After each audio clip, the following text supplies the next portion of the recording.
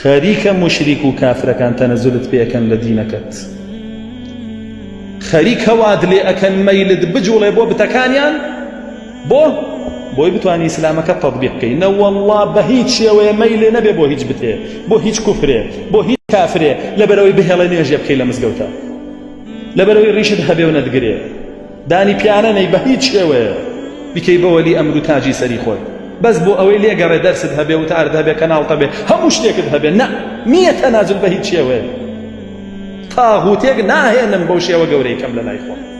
تەنەزل نییە بۆ تەواغیت بە هیچ شێوەیە لەم دینەیە. فەرمووی خەریکە تەنازلت پێ ئەکەن بە دینەکەت.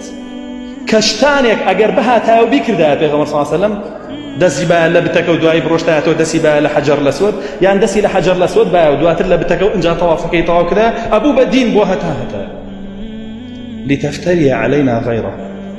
ئەو وەختە تۆ دینێکت دائەڕشت کە ئێمە نەمانویستوە، خوای پەروەردگار وا فەرمێ بەو تەنازلت.